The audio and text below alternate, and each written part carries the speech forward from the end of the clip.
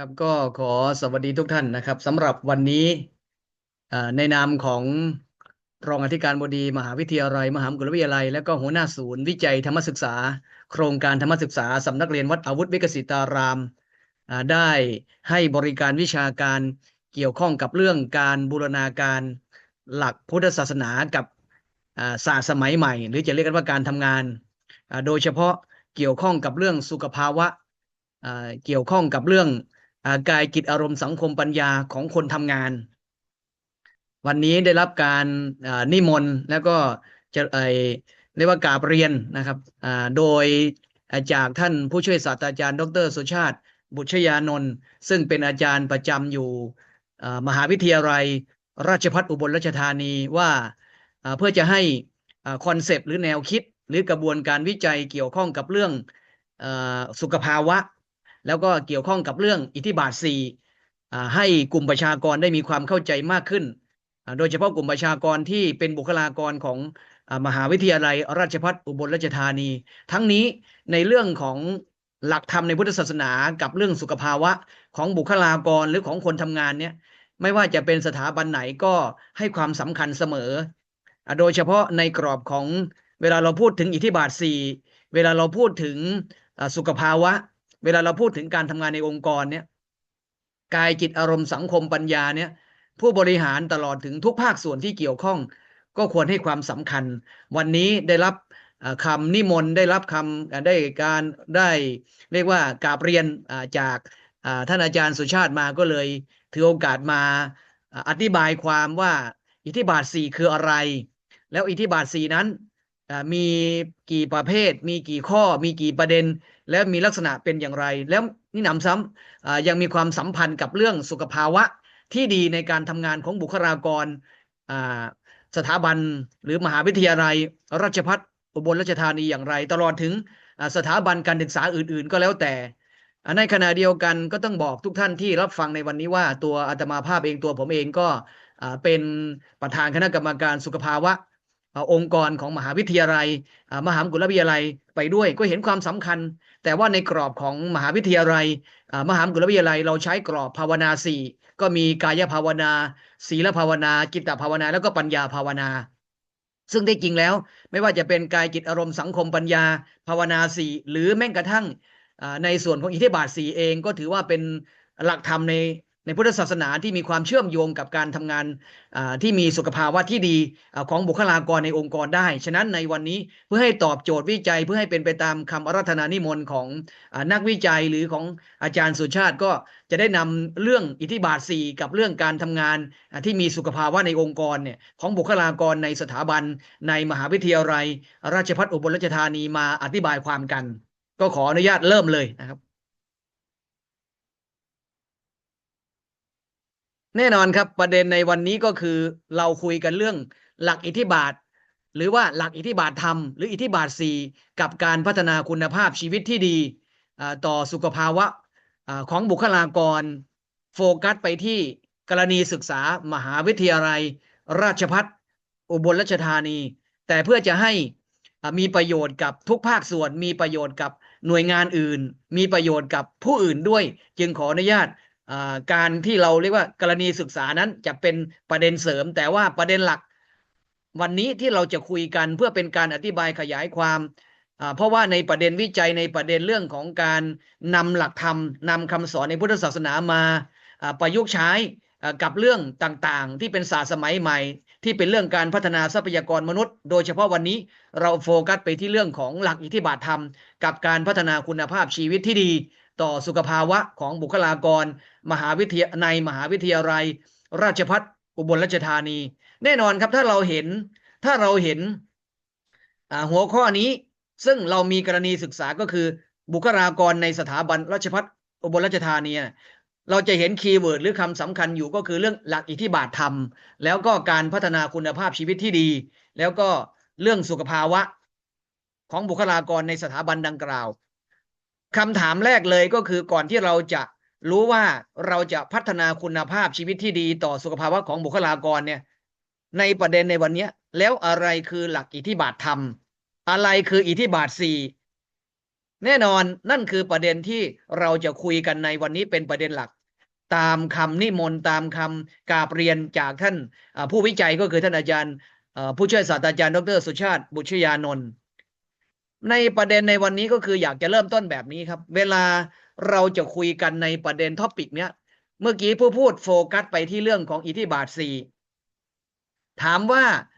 วันนี้เราจะคุยกันเรื่องว่าอิทธิบาทสี่หรือหลักธรรมคืออิทธิบาทธรรมเนี้ย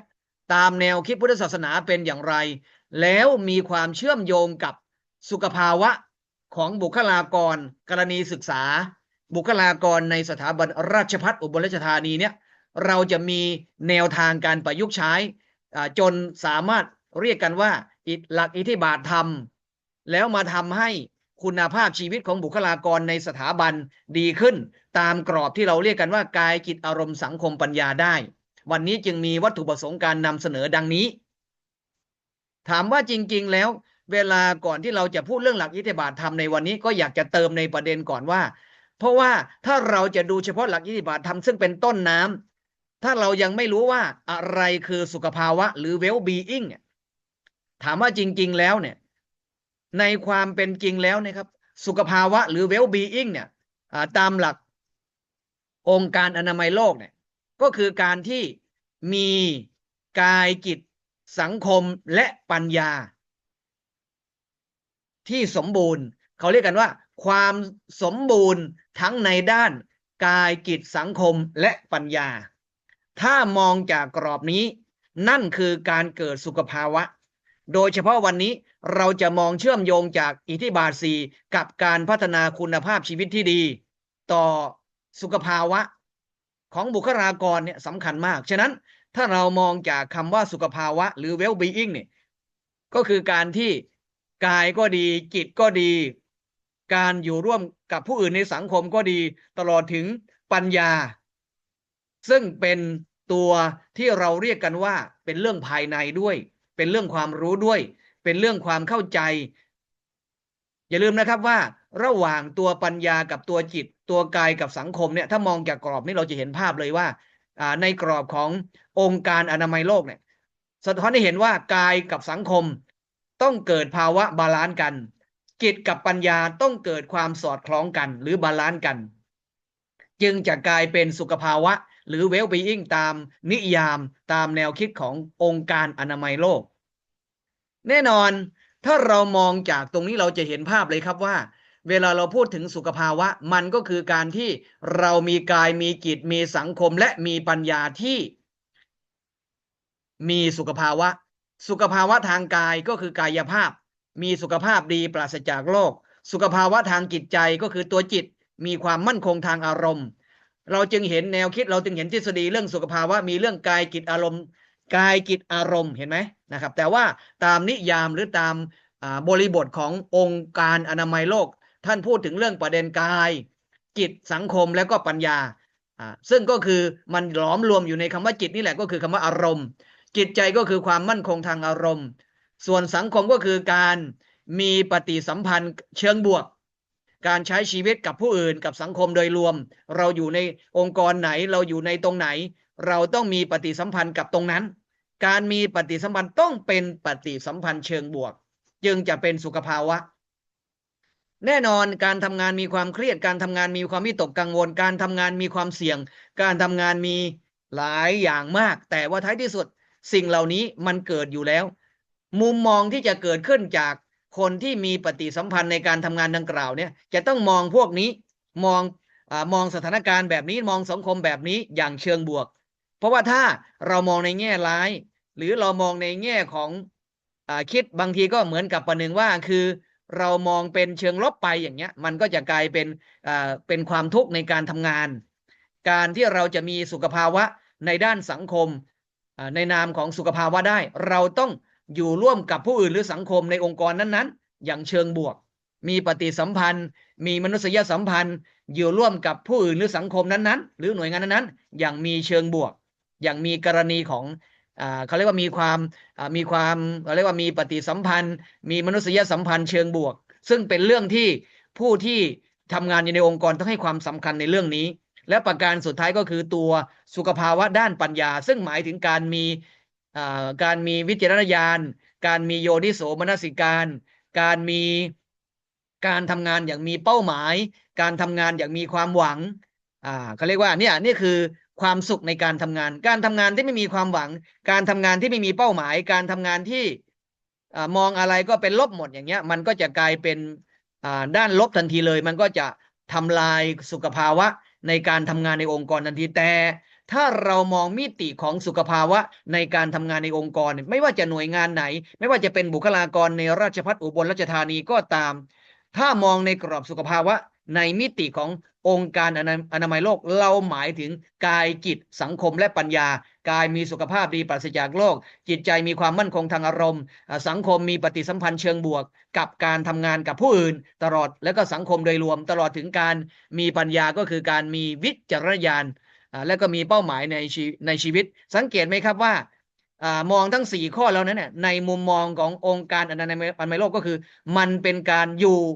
และเป็นตลอดถึงมองไปสู่อนาคตอย่างมีความหวังอดีตก็เข้าใจว่ามันเป็นมาอย่างไรปัจจุบันก็สามารถยืดหยุ่นได้ส่วนอนาคตก็ยังมีเป้าหมายและมีความคิดที่จะเขาเรียกกันว่าคือเป็นเชิงบวกนี่ก็จะกลายเป็นเขาเรียกว่ามิติแห่งสุขภาวะแน่นอนคีย์เวิร์ดอีกคำหนึ่งก็คือเมื่อกี้เราพูดถึงมิติของสุขภาวะแล้วมิติของคุณภาพชีวิตล่ะเวลาเราพูดถึงคุณภาพชีวิตไม่ว่าจะหน่วยงานไหนก็แล้วแต่ไม่ว่าจะอย่างไรก็แล้วแต่เวลาเราพูดถึงคำว่าคุณภาพชีวิต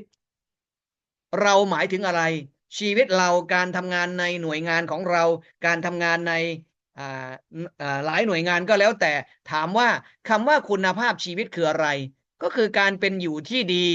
มีความสุขมีเป้าหมายแล้วก็การทำงานกับชีวิตมันมีความเขาเรียกว่ามีความสมดุลกันมีความบาลานซ์กันทำงานมากเกินไปสูญเสียชีวิตส่วนตัวก็ไม่ใช่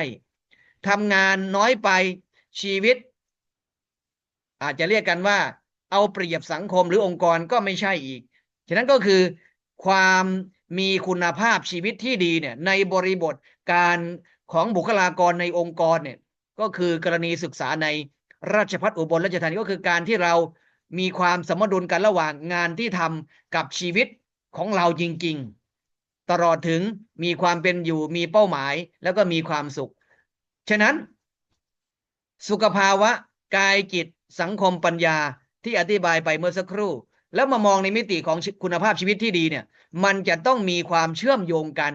แล้วท้ายที่สุดเมื่อมีความเชื่อมโยงกันเนี่ยการทำงานของบุคลากรก็จะมี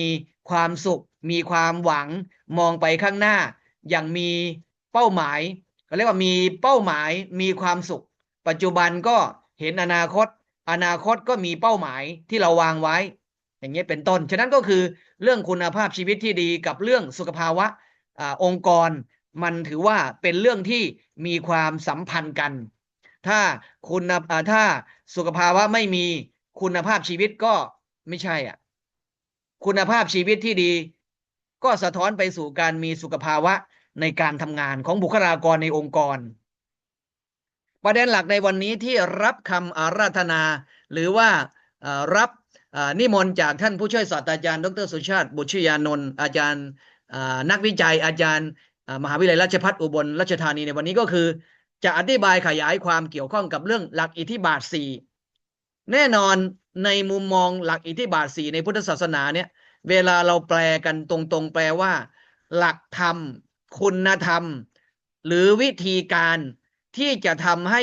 การทำสิ่งใดสิ่งหนึ่งสามารถประสบความสำเร็จได้หมายความว่าการทำงานในองค์กรอย่างเช่นองค์กรอย่างราชภัฏอุบลราชธานีเนี่ยถ้าเราจะมองมิติของอิทธิบาทธรรมซึ่งเชื่อมโยงมาหาสุขภาวะกายจิตสังคมปัญญาแล้วก็เชื่อมโยงไปหาคุณภาพชีวิตที่ดีก็คือมีชีวิตที่มีความอุดมสมบูรณ์หลักอิทธิบาท4มันสามารถที่จะเป็นหลักธรรมที่ใช้บูรณาการในทั้งสองเรื่องดังกล่าวได้ดีฉะนั้นถ้ามองจากนักวิจัยมองจากคนทำงานเนี่ยการเชื่อมโยงอิทธิบาท4กับชีวิตที่มีความเขาเรียกว่าชีวิตที่ดีคุณภาพชีวิตที่ดีแล้วก็สุขภาวะทั้ง4ด้านเนี่ยมันเป็นไปได้เลย ถามว่าแล้วหลักอิทธิบาทธรรมนี้ก็คือหลักธรรมเครื่องนำไปสู่ความสำเร็จในกิจการใดๆนั้นประกอบด้วยอะไรบ้างแน่นอนครับอยากจะบอกทุกท่านว่าเวลาเราใช้อิทธิบาทธรรมซึ่งเป็นหลักธรรมคุณธรรมจริยธรรมซึ่งนำไปสู่การประสบความสำเร็จคุณธรรมจริยธรรมก็คืออิทธิบาท4นี้แค่รู้มันไม่ประสบความสำเร็จหลักธรรมนี้เป็นทั้ง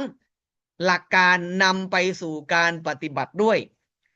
ถ้าเรารู้เราอธิบายได้เราเข้าใจแต่ว่าเราไม่เอาไปลงบูรณาการใช้กับชีวิตจริงๆในการทำงานเนี้ยความสุขหรือสุขภาวะคุณภาพชีวิตที่ดีมันก็เกิดไม่ได้ถามว่าอิทธิบาท4หรืออิทธิบาทธรรมเนี้ยทั้ง4ประการนี้ประกอบด้วยอะไรบ้าง1ฉันทะฉันทะคืออะไรฉันทะเป็นภาษาบาลีหมายถึงความพึงพอใจในงานที่ทำประการที่2เดี๋ยวมาอธิบายกันประการที่2วิริยะความเพียรพยายามในการทำงานอย่างไม่ย่อท้ออย่างไม่ท้อถอยมีความต่อเนื่องจิตตะก็คือการประการที่3คือจิตตะการเอาใจใส่การตั้งใจการใส่ใจในสิ่งที่ทำอย่างเขาเรียกว่าอย่างตรงไปตรงมาอย่างซื่อสัตย์อย่างเขาเรียกกันว่าอย่างไม่บิดพลิ้วแล้วประการสุดท้ายคือประการที่4ก็คือวิมังสาการไข้ครวญการพินิจพิเคราะห์การศึกษางานให้ตั้งแต่ Input Process Output Outcome Impact มองอย่างรอบด้านถ้าเรามองจากกรอบประกันคุณภาพการศึกษาเราเรียกว่าPDCA Plan Do Check X มองให้ครบวงจรเลยฉะนั้นถ้าเรามองจากกรอบนี้การทำงานอย่างมีสุขภาวะการทำงานอย่างมีคุณภาพชีวิตที่ดีก็คือการใช้หลักอิทธิบาท4หรืออิทธิบาทธรรมเนี้ยถูกต้องเป๊ะเลยเพราะว่าความพึงพอใจซึ่งก็คือฉันทะเนี่ยมันเป็นตัวชี้วัดทำให้เราทำงานอย่างมีความสุขได้งานที่เราทำเนี่ยแน่นอนนะอาจจะมีสโลแกนอยู่ว่าทำในสิ่งที่ชอบก็ดีไปเราได้ทำในสิ่งที่ชอบก็ดีไปถ้าเราได้ทำในสิ่งที่เราไม่ชอบแต่เราสามารถมีมุมมองหรือเปลี่ยนมุมมองหรือมองบวกได้ในสิ่งนั้นได้เหมือนกันฉะนั้นก็คือเราอย่าไปติดอยู่ในกองข่ายว่าเราชอบหรือไม่ชอบอย่างเดียวแต่เพราะว่าความชอบหรือไม่ชอบนี้มันมาจากมุมมองของเราต่อเรื่องราวนั้นต่องานนั้นฉะนั้นก็คือความสุขจะเกิดขึ้นคุณภาพชีวิตในการทำงานที่ดีจะเกิดขึ้นของพวกเราเนี่ยเราต้องโฟกัสไปที่เรื่องความพึงพอใจแน่นอนชีวิตที่เราเรียนกันมาชีวิตที่เราทำงานกันมาเราก็อาจจะบอกว่าหลายอย่างที่ทำก็ยังไม่ชอบเลยแต่ในความเป็นจริงบางครั้งมองให้ลึกการที่เราพึงพอใจนั้นก็คือการที่เราคิดว่างานนั้นมันจะทำให้เราได้อะไรบางอย่างหรือมีความสุขในงานแต่ในความเป็นจริงงานบางอย่างเราอาจจะไม่เคยทำหรืองานบางอย่างเราอาจจะเคยทำแล้วอาจจะล้มเหลวแต่ว่าท้ายสุดก็คือเรามาเปลี่ยนมุมมองให้เป็นมุมมองแบบฉันทะได้ไหมฉันทะเพราะว่าถ้าเราไม่สตาร์ทด้วยฉันทะเนี่ยงานที่เราทำชอบหรือไม่ชอบหรือใหม่หรือเคยล้มเหลวถ้าเรายังไม่สร้างทัศนคติสร้างความคิดเชิงบวกให้กับงานนั้นเนี่ยงานมันก็จะเป็นตัวทำให้เราไม่มีความสุขได้ฉะนั้นการที่เรามีความพึงพอใจทั้งพึงพอใจในสิ่งที่เราตรงกับใจเราทั้งพึงพอใจจากที่เราเปลี่ยนเราใช้เรามีทัศนะใหม่กับสิ่งที่เราทำก็จะทำให้เราทำงานนั้นอย่างมีความสุขได้ประการที่2ก็คือวิริยะก็คือความเพียรพยายามความไม่ย่อท้อการทำอย่างต่อเนื่องการทำงานอย่างมีความสุขเนี่ยมีความสุขบนพื้นฐานในสิ่งที่ทำนั้นมาจากความพึงพอใจหรือมีความสุขจากการที่เราประสบความสำเร็จในการลงมือทำงานนั้นแน่นอนการทำงานเนี้ยงานใหญ่ก็ใช้เวลาเยอะงานน้อยหรือว่างานเล็กก็ใช้เวลาน้อยแต่ไม่ว่าจะงานเล็กงานใหญ่ในมุมมองคนทำงานเนี้ยจะต้องมองงานเป็นงานงานทุกงานสำคัญเสมอถึงแม้ว่าเราจะมีทฤษฎีว่าการทำงานนั้นเราต้องเรียงลำดับว่างานไหนสำคัญที่สุดสำคัญมากสำคัญปานกลางหรือสำคัญน้อยหรือไม่สำคัญเลยแต่ในความเป็นจริงแล้วในมุมมอง อิทธิบาทธรรมเนี่ยงานทุกงานมีความสำคัญหมดงานที่ผู้บังคับบัญชามอบงานที่เราเป็นหน้าที่งานเราโดยตรงทั้งหมดเลยถึงแม้ว่าจะเป็นงานโดยตรงกับงานฝากแต่ทั้งหมดเลยมันมีความสำคัญหมดในมุมมองอิทธิบาทธรรมเนี่ยงานทุกงานไม่มีคำว่าเล็กงานทุกงานไม่มีคำว่าน้อยงานทุกงานมีความสำคัญหมดฉะนั้นเราจะต้องมีความเพียรพยายามในงานนั้นอย่างต่อเนื่องเพื่อเราจะทำให้งานนั้นสำเร็จได้คำว่าวิริยะไม่ใช่3 วันดี4 วันไข้ไม่ใช่วันนี้ขยันพรุ่งนี้เปลี่ยนใจพรุ่งนี้ขี้เกียจไม่ใช่วิริยะหมายถึงการทำงานอย่างต่อเนื่องงานไม่สำเร็จไม่เลิกลางานไม่สำเร็จไม่ทิ้งงานนั่นแหละคือคำว่าวิริยะฉะนั้นเราทำอะไรก็แล้วแต่ไม่ว่าจะเป็นงานไหนๆก็แล้วแต่ถึงแม้ว่าโดยทั่วไปเราจะแบ่งงานเป็นสำคัญมากที่สุดกับสำคัญน้อยแต่ว่าในความเป็นจริงในการทำงานแล้วเราถือว่างานทุกงานนั้นมีความสำคัญเท่าๆกันการใช้วิริยะไม่ว่าจะงานแบบไหนก็แล้วแต่ต้องทำให้เสร็จสิ้น ประการต่อมาขณะที่เรามีความพึงพอใจในงานก็คือตัวฉันทะขณะที่เรามีการทำงานอย่างต่อเนื่องทำงานอย่างไม่ท้อไม่ถอยทำงานอย่างไม่รู้สึกเบื่อหน่ายทำงานอย่างมีความเขาเรียกกันว่าคือไม่ยอมแพ้แน่นอนครับการที่เราทำงานเยอะๆการที่เราทำงานบ่อยๆบางทีมันก็สามารถที่จะหมดไฟหรือเคยได้ยินคำว่าจำเจไหมแต่ว่าความจำเจมันจะไม่เกิดขึ้นถ้าเรามีจิตตะจิตใจของเราต้องตั้งให้มั่นจิตตะตัวนี้หมายถึงบริบทของการมีสมาธิในงานด้วยถ้าเราไม่มีสมาธิในงานเนี่ยงานที่เราทำเนี่ยเราทำบ่อยๆมันจะเกิดความจำเจพอจำเจเสร็จเราก็ลดคุณค่าของงานคุณภาพของงานท้ายที่สุดก็คือหมดไฟฉะนั้นบริบทของจิตตะเนี่ยจะทำให้เราไฟลุกโชนจะทำให้เรามองงานเป็นเรื่องสนุกสนานมองงานเป็นเรื่องของความท้าทายมองงานเป็นเรื่องของการที่เขาเรียกว่ามีความสุขในงานฉะนั้นจิตตานี่แหละก็คือตัวสมาธิเลยจนทำให้เรามองงานนั้นมันเกิดอะไรขึ้นโดยเฉพาะหลายคนที่เบื่องานท้อแท้อยากทิ้งงานอยากเปลี่ยนงานนี้มันมาจากบริบทที่ตัวจิตตานี่แหละมันบกพร่อง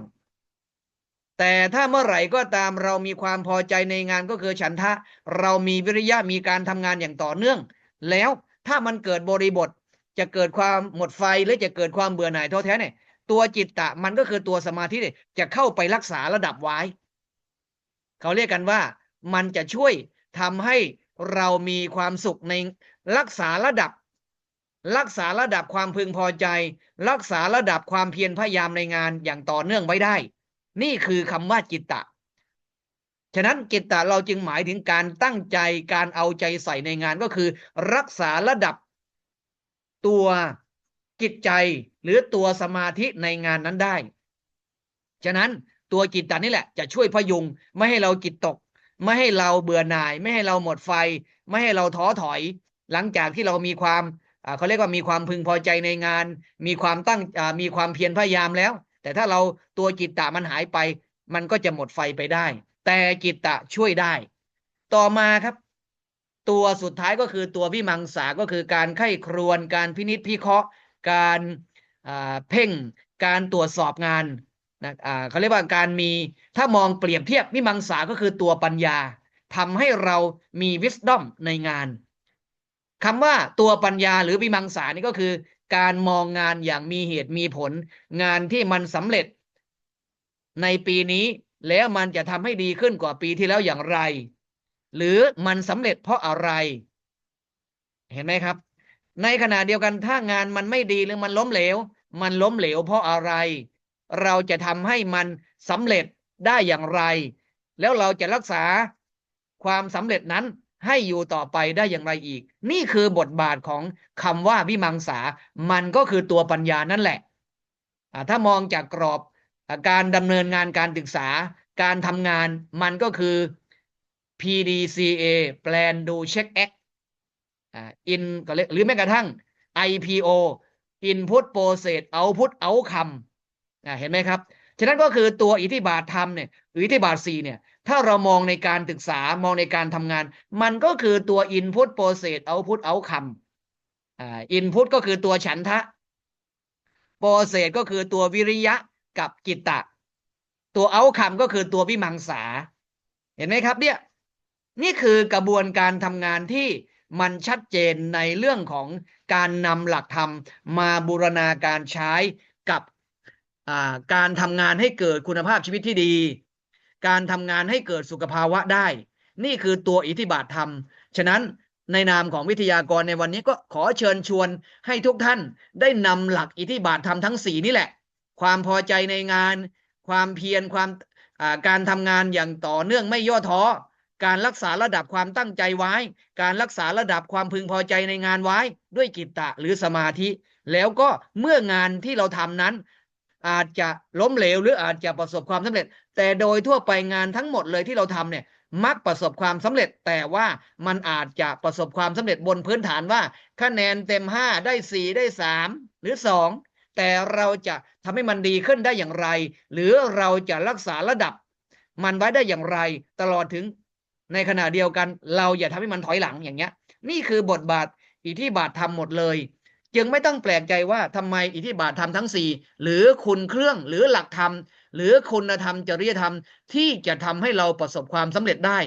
จะทำให้เราทำงานได้อย่างมีความสุขจะทำให้เราทำงานได้อย่างมีคุณภาพชีวิตที่ดีถ้าเราไม่ตอบโจทย์เรื่องกายจิตสังคมปัญญาถ้าเราไม่ตอบโจทย์เรื่องคุณภาพชีวิตที่ดีมัน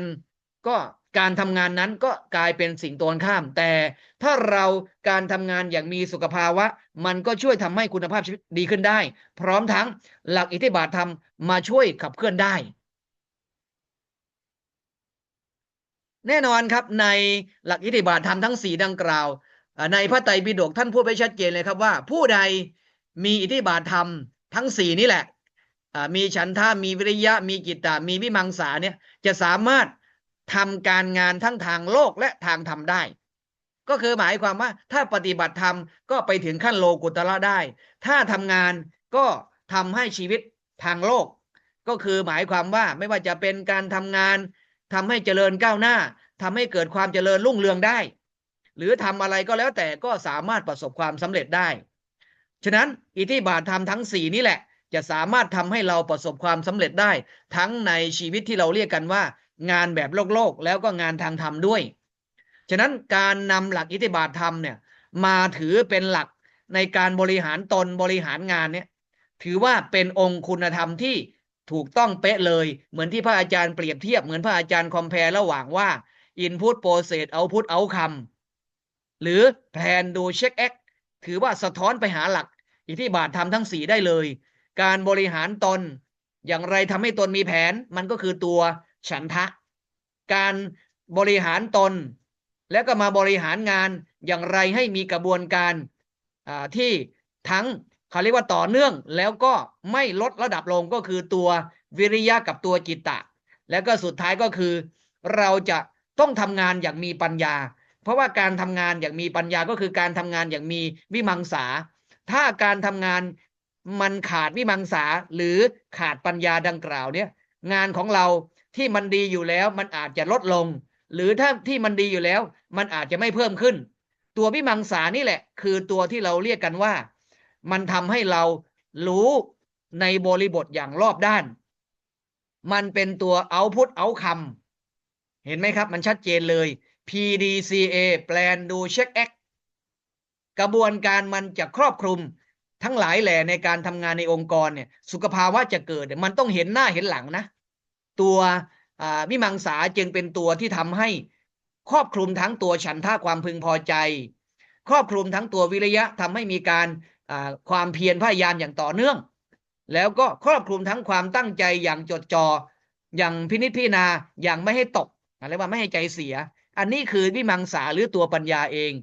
เพราะว่ามันเป็นตัวรักษาสมดุลในการทำงานชีวิตการทำงานเนี่ยการทำงานระหว่างงานกับเราเนี่ยมันจะเป็นสุขภาวะได้มันจะเป็นคุณภาพชีวิตที่ดี มันก็คือตัววิมังสาหรือตัวปัญญาไปรักษาสมดุลระหว่างชีวิตกับงานที่เราทำในองค์กรในราชภัฏอุบลราชธานีและชีวิตส่วนตัวที่เรามีฐานะแตกต่างกันไปเนี่ยมันจะมีความสมดุลกันก็ต่อเมื่อว่าใช้ให้ครบวงจรโดยเฉพาะตัวสุดท้ายก็คือตัววิมังสาหรือตัวปัญญาเพราะว่าถ้างานเยอะถ้างานน้อยถ้างานเครียดถ้างานเบาหรืองานประเดประดังเข้ามาเนี่ยตัววิมังสาจะเป็นตัวคัดกรองงานทำให้เราสามารถอยู่กับงานน้อยก็ได้สามารถอยู่กับงานเยอะก็ได้สามารถอยู่กับงานเครียดก็ได้สามารถอยู่กับงานเบาๆก็ได้ด้วยมุมมองที่เราเรียกว่าวิมังสาหรือตัวปัญญานี่เองประการต่อมาก็คือถามว่า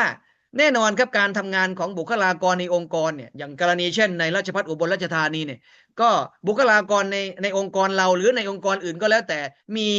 สภาวะไม่แตกต่างกันสักเท่าไหร่หรอกไม่ว่าจะเป็นภาวะหมดไฟนะครับเมื่อมีภาวะหมดไฟมันก็คือการที่เราขาดอะไรครับขาดฉันทะแล้วก็ขาดจิตตะแล้วมีหนำซ้ำก็คือขาดทุกตัวเลยครับเพราะอะไรครับภาวะหมดไฟถ้ามองในเชิงการวิเคราะห์มันก็คือเราไม่พึงพอใจในงานนั้นมันเป็นประเด็นเริ่มต้นเลยนะแล้วต่อมาอีกการทำงานนั้นทำแล้วทำหยุดไม่ต่อเนื่องแล้วก็ประการต่อมาอีกมันก็ลวนไปถึงการไม่มีจิตตะหรือไม่มีสมาธิในงานนั้นมันก็นำไปสู่การที่จะรู้เห็นจะเรียกว่าจะเห็นงานที่เราทำนั้นอย่างมีปัญญามันก็ยากอย่างมีวิมังสามันก็ยากนี่แหละคือภาวะในการหมดไฟ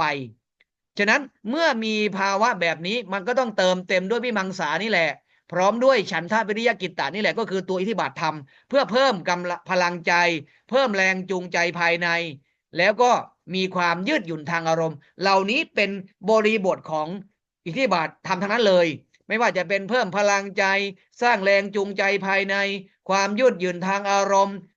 ทำงานอย่างมีเป้าหมายชัดเจนมีความหมายและมีความยั่งยืนนี่คือบริบทตัวธรรมอิทธิบาทสี่ฉันทะวิริยะกิตตวิมังสาซึ่งทำงานร่วมกับเราตั้งแต่ต้นน้ำกลางน้ำแล้วก็ปลายน้ำมันสามารถเป็นไปได้เลยฉะนั้นการที่เรานำหลักคุณธรรม4ประการนี้มาเป็นเครื่องมือในการประคับประคองการทำงานนี้เพื่อให้เกิดสุขภาวะเพื่อให้เกิดคุณภาพที่ดีเนี่ยของบุคลากรในราชภัฏอุบลราชธานีมันเป็นไปได้เลยฉะนั้นเวลาแล้วถามว่าถ้าเราจะประยุกต์ใช้หลักอิทธิบาทโดยเฉพาะในแต่ละข้อนั้นเราจะทดลองใช้อย่างไรเราจะมีวิธีการบูรณาการใช้อย่างไรตัวฉันทะเนี้ยสร้างสภาพแวดล้อมให้งานมีความหมายคนที่เราจะมีฉันทะในงานได้เนี่ยคนนั้นจะต้องรู้ว่างานที่เราทำนั้นมีความหมายหรือมีบริบทตื้นลึกหนาบางหรือมีบริบทอย่างไรเขาเรียกว่าเห็นงานตั้งแต่ต้นน้ำยันปลายน้ำเลยถ้าเราสามารถสร้างบรรยากาศแบบนี้อย่างมีความหมายในงานได้หรือทำงานให้มีความหมายได้เนี่ยมันก็จะเกิดฉันทะโดยปริยายต่อมาอีกแน่นอนครับงานที่เราทำมันก็จะมีสโลแกนอยู่ว่าเราบางครั้งเราก็ได้ทำในสิ่งที่เราชอบบางครั้งเราก็ไม่ได้ทำในสิ่งที่เราชอบฉะนั้นก็คือเราก็คงสร้างทัศนคติเชิงบวกต่องานโดยมองให้เห็นคุณค่าโดยงานบางงานเราบอกว่าเราถนัดเราจึงชอบเราจึงเห็นคุณค่าแต่บางงานเราไม่ถนัดแต่ถ้าเราทำบ่อยๆอดทนหน่อยมันก็สามารถที่จะทำให้เราเกิดการมองการมีทัศนคติเชิงบวกกับงานที่เราทำนั้นได้แน่นอนครับประเด็นต่อมาก็คือฉันทะนั้นจะเกิดขึ้นได้ในบริบทของการทำงานในองค์กรก็คือการที่แต่ละคนมีส่วนร่วมในงานมีส่วนร่วมในการวางแผนงานมีส่วนร่วมในการทำงานร่วมกันแล้วก็มีส่วนร่วมในการเขาเรียกกันว่าได้ประโยชน์ด้วยกันในนามของที่เรียกว่าผลลัพธ์นี่คือการประยุกต์ใช้ตัวฉันทะเพื่อให้บุคลากรแต่ละท่านแต่ละคนเนี่ยในองค์กรเนี่ยเห็นภาพสร้างสภาพแวดล้อมให้งานมีความหมายส่งเสริมการศึกษางานที่สอดคล้องกับคุณค่าและความถนัดการมอบหมายงานโดยเปิดโอกาสให้บุคลากรได้มีส่วนร่วมนี่คือการประยุกต์ใช้ตัวฉันทะกับงานโดยเฉพาะงานในสถาบันของเรานะครับประการต่อมาส่วนตัววิริยะเราจะประยุกต์ใช้อย่างไร วิริยะพระอาจารย์เองก็บอกตั้งแต่ต้นแล้วว่ามันคือการที่ทำให้เรามีความตั้งใจทำเพียรพยายามทำงานอย่างต่อเนื่องเรามีบริบทการประยุกต์ใช้ตัววิริยะกับการทำงานก็คือฝึกความเพียรผ่านการให้กำลังใจและยกย่องความพยายามเวลาผู้ใดผู้หนึ่งเวลาใครก็แล้วแต่ที่ทำงาน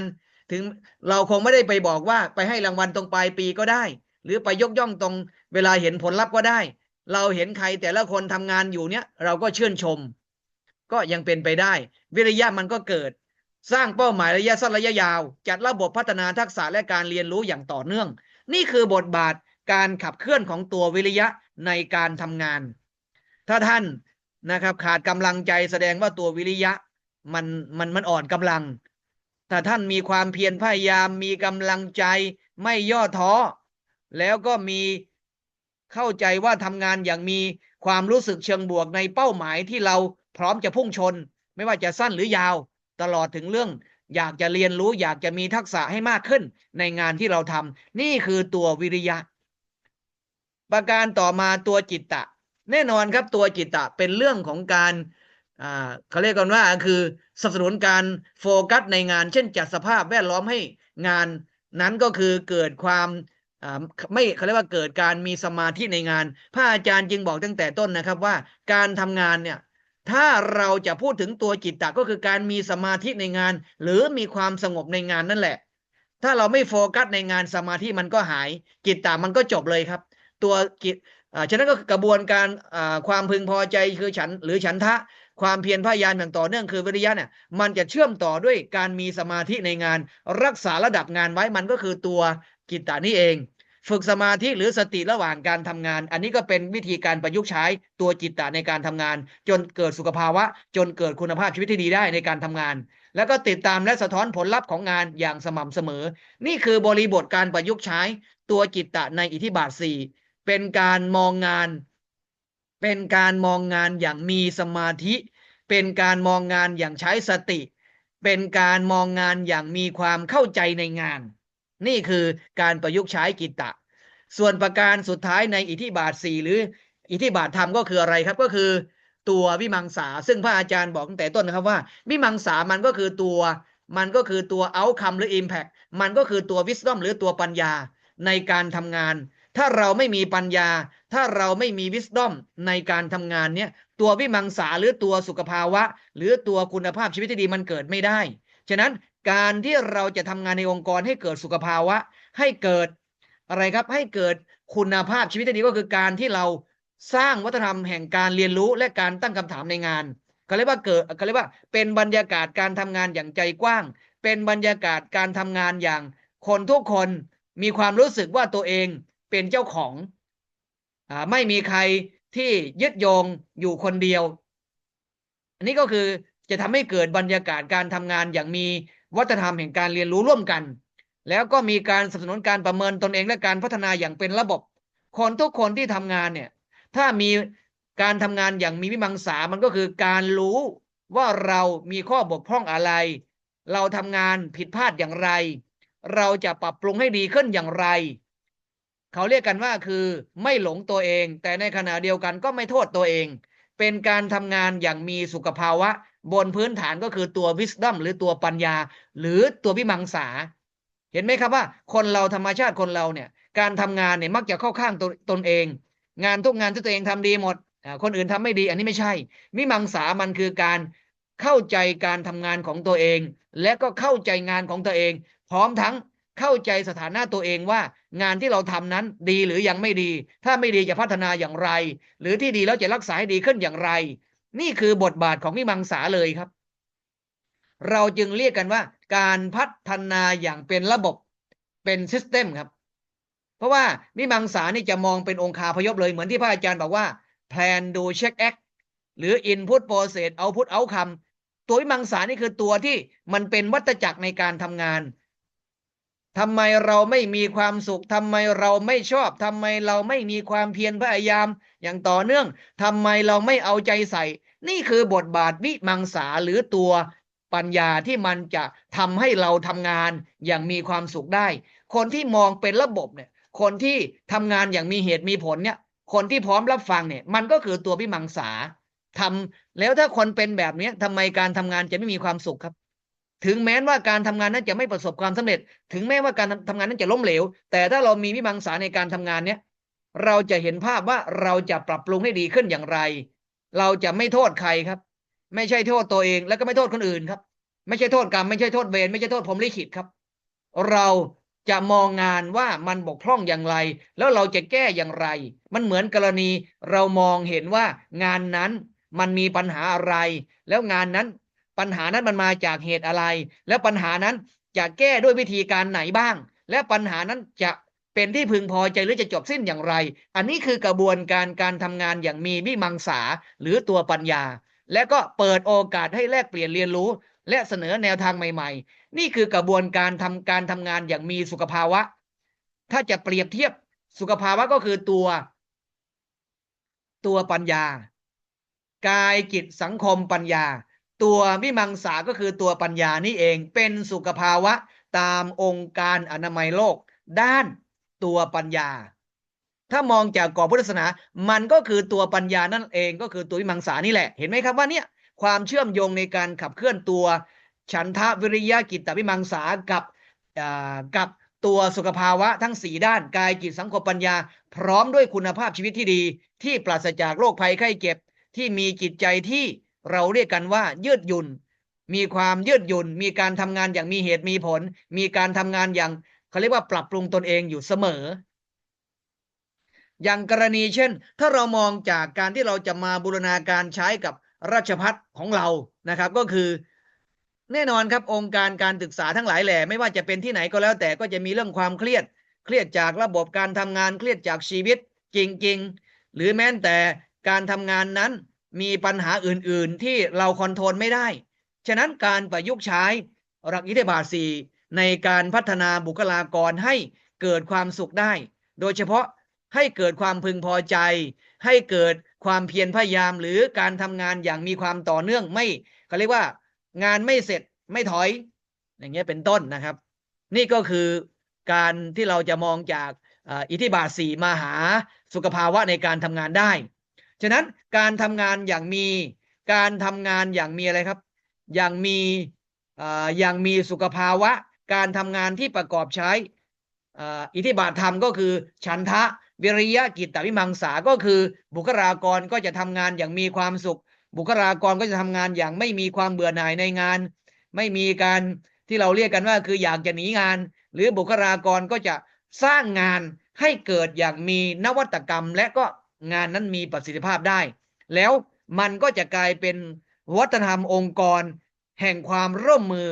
เป็นองค์กรที่เราเรียกกันว่าเป็นองค์กรแห่งการเรียนรู้ระหว่างกันและกันได้เลยทุกคนสามารถเป็น KM ระหว่างกันและกันได้นี่คือผลที่คาดหวังจากการที่เราบูรณาการใช้อิทธิบาทธรรมทั้ง4ฉันทะวิริยะกิตตวิมังสาความพึงพอใจในงานความเพียรพยายามอย่างต่อเนื่องในงานความเอาใจใส่การไม่ท้อถอยในงานเรียกว่าความตั้งใจสุดท้ายก็คือการมีปัญญาในการทำงานเราก็จะสามารถคาดหวังได้ฉะนั้นถ้าเรามองจากกรอบนี้เราจะเห็นภาพเลยครับว่าการบูรณาการใช้ในหลักอิทธิบาทธรรมมาสร้างสุขภาวะมาเสริมสุขภาวะมาทำให้คุณภาพชีวิตที่ดีของบุคลากรเป็นไปได้โดยเราสามารถเอาหลักธรรมดังกล่าวมาอบรมมาพัฒนามาเชื่อมโยงกับการทำงานแล้วก็ตั้งเป้าหมายร่วมกันโดยใช้กรอบอิทธิบาทธรรมนี่แหละแล้วก็ในขณะเดียวกันผู้บริหารเองก็จะต้องมีความเขาเรียกกันว่าเป็นตัวอย่างในการทำงานพร้อมทั้งสนับสนุนในการฝึกฝนอบรมพัฒนาอย่างต่อเนื่องการมีความสุขในการทำงานของบุคลากรไม่ว่าจะเป็นผู้บริหารไม่ว่าจะเป็นบุคลากรระดับใดก็แล้วแต่ถ้าได้บูรณาการตัวที่บาทธรรมทั้ง4มาเชื่อมโยงกับการทำงานเนี่ยเชื่อมั่นได้เลยครับว่าความสุขด้านสังคมความสุขด้านจิตความสุขด้านกายแล้วก็ความสุขด้านปัญญาตามองค์การอนามัยโลกเป็นไปได้พร้อมทั้งการมีคุณภาพชีวิตอย่างแท้จริงอย่างที่ดีมันก็เป็นไปได้ก็อันนี้ก็คือประเด็นที่อยากจะฝากในกรณีการทำงานท้ายที่สุดนี้การที่เราจะนำหลักอิทธิบาทธรรมมาเชื่อมโยงกับสุขภาวะมาเชื่อมโยงกับการทำงานที่ดีของบุคลากรมหาวิทยาลัยราชภัฏอุบลราชธานีหรืออื่นๆมันเป็นไปได้ แล้วก็เป็นเครื่องมือที่สำคัญในการพัฒนาคุณภาพชีวิตที่ดี เป็นการส่งเสริมสุขภาวะทั้ง4ด้านให้เกิดความยั่งยืนได้ไม่ใช่วันนี้สุขวันนั้นวันต่อไปทุกข์ไม่ใช่สุขด้านกายและจิตเรียกว่ากายจิตอารมณ์สังคมปัญญาหรือแม้แต่กายจิตสังคมแล้วก็ปัญญามันก็จะเกิดอย่างมีความยั่งยืนอย่างมีความต่อเนื่องฉะนั้นองค์กรของเราควรจะได้มีการส่งเสริมให้บุคลากรทำงานอย่างมีความพึงพอใจในงานอย่างที่พระอาจารย์บอกงานบางงานเราชอบเราก็พึงพอใจงานบางงานเราอาจจะไม่ชอบแต่ว่าเรามาลองดูหน่อยครับว่าเรามีทัศนคติเชิงลบกับงานเป็นมากไปไหมหรือบางทีงานนั้นใหม่เราก็เลยไม่กล้าลองก็เลยไม่ค่อยแฮปปี้กับงานนั้นใช่ไหมแต่ถ้าเราลองมาเปลี่ยนความคิดเรามาเปลี่ยนทัศนคติในงานให้เป็นเชิงบวกในงานแล้วค่อยๆเติมวิริยะแล้วค่อยๆเติมสมาธิหรือจิตตะในงานแล้วก็มองงานอย่างมีปัญญามองงานอย่างใช้วิมังสามันก็เป็นไปได้เชื่อมั่นว่าการบูรณาการใช้ตัวอิทธิบาทธรรมทั้ง4ข้อไม่ว่าจะเป็นฉันทะวิริยะจิตตวิมังสาก็จะทำให้งานที่เราทำของบุคลากรในสถาบันราชภัฏอุบลราชธานีเนี่ยจะเป็นการทำงานอย่างมีคุณภาพชีวิตที่ดีและเป็นการทำงานอย่างมีสุขภาวะทั้งด้านกายจิตสังคมและปัญญาได้วันนี้ในนามของวิทยากรที่ได้รับนิมนต์มาคุยในประเด็นนี้ก็ฝากทุกท่านนะครับตามนี้ก็ฝากพวกเรานะครับในส่วนของการขับเคลื่อนร่วมกันในส่วนเรื่องนี้ท้ายที่สุดนี้ไม่ทราบว่ามีท่านใดมีข้อคำถามไหมถ้าไม่มีผู้